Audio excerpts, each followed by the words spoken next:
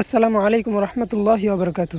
এই যে টাইগার মুরগির বাচ্চাগুলো ফুটে বের হয়েছে, আমি কিছুদিন আগে যে ইনকিউবেটর থেকে ডিমগুলি আর কি হ্যাচিংয়ে দিছিলাম, এই আমার 200 ডিম থেকে এই পরিমাণ ডিম নষ্ট হয়েছে।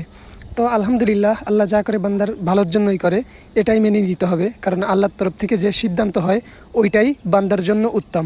তো আলহামদুলিল্লাহ, সব কিছু মিলিয়েই আলহামদুলিল্লাহ, যে কষ্ট পাওয়ার কোনো কারণ নাই। একবার লস হবে, এমন এমন সময় আছে, ধরেন কিছু সময় এই পরিমাণ লাভ হয় যে আগে কোনো লস হলে ওটাও ওইটার লসটাও উঠে যায়। তো এমনও হয়। তো সেই কারণে হয়তোবা কোনো একটা ভুলের কারণে, কোনো একটা সমস্যার কারণে হয়তোবা আমার এইবার কম বাচ্চা ফুটে বের হয়েছে। তো 200 ডিম দিয়েছিলাম হ্যাচিংয়ে, কিছুদিন আগে যে 200 ডিম দেখছিলেন, 200 ডিমের থেকে আমার হয়তোবা 120টা প্লাস বা 80টা ডিম আমার মিস গেছে। তো আলহামদুলিল্লাহ, একেবারে লস হইতো না, একেবারে যে লস হয়েছেও ওটাও না। তো লস মোটামুটি আমার ডিমের টাকাটা উঠবে আশা করা যায়। যদিও বাচ্চার দামটা যদি এখন একটু বৃদ্ধি থাকতো তাহলে হয়তো বা কিছু টাকা লাভ হইতো। তো যাক, আলহামদুলিল্লাহ, লস হয়েছে এইটা বড় কথা না। বড় কথা হলো যে কোনো বিপদের থেকেও অনেক কিছু শেখার আছে, যে কোন ভুলের কারণে কি হলো, কোন সমস্যার কারণে কি হলো।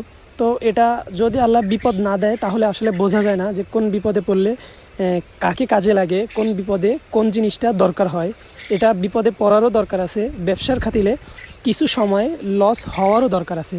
সেই কারণেই আল্লাহ ব্যবসার ভিতরে অনেক পরিমাণ রিজিক আল্লাহ বেশি ব্যবসার ভিতরেই বান্দার জন্য লিখে রাখছে। বিশেষ করে আমরা যারা ছোট খামারি আছি, আমাদের একটু লস হলে বেশি আমরা দুর্বল হয়ে পড়ি, বা আমরা সহ্য করতে একটু কষ্ট হয়, কারণ আমাদের তো অল্প পুঁজি, অল্প ব্যবসা। তো কখনোই আল্লাহর উপরে নৈরাশ হওয়া যাবে না। বিপদ তো আল্লাহ সাময়িক সময়ের জন্য দেয়। এইসব বিপদে আল্লাহ যত ধৈর্য ধারণ করতে পারবেন, এই বিপদে পড়েও আপনি চেষ্টা করতে পারবেন, চেষ্টা করবেন। যখনই দেখবে যে আমার বান্দা আল্লাহ প্রচুর পরিমাণ চেষ্টা করতে করতে আপনার চেষ্টার মাত্রা যখন শেষ হয়ে যাবে, আল্লাহর রহমত তখন শুরু হবে।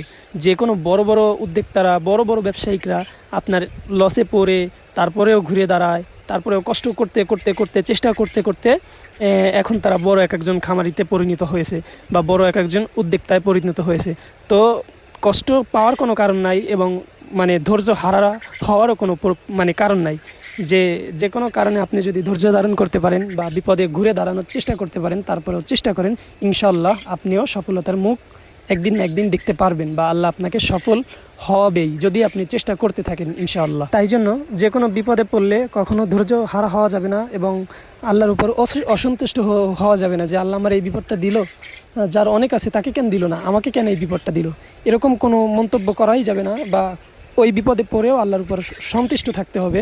তখনই আপনাকে যে কোনো বিপদ দেয় আল্লাহ পরীক্ষার কারণে। তো আপনি যখনই ওই পরীক্ষায় আল্লাহর উপর পাশ করবেন, তখনই ইনশাআল্লাহ আল্লাহ আপনাকে অনেক বড় করবে, বা বলবে, আল্লাহ দেখবে তখন যে আমার বান্দা বিপদে পড়লেও আমার উপর কখনোই ধৈর্য হারা হয় না, অসন্তুষ্ট হয় না। তো তখনই আপনি ইনশাআল্লাহ আপনার উপর আল্লাহর রহমত অনেক বেশি পরিমাণ আল্লাহ আপনাকে তখন রহমত দান করবে, ইনশাআল্লাহ। তো আমরা যারা ছোট উদ্যোক্তারা, ইনশাআল্লাহ ভাই, ছোটোখাটো বিপদে পড়লে কখনো আল্লাহর উপর অসন্তুষ্ট হবেন না, বা আল্লাহর উপর ভরসা রাখবেন। ইনশাআল্লাহ আপনিও বড় একজন উদ্যোক্তায় পরিণত হবেন, ইনশাআল্লাহ।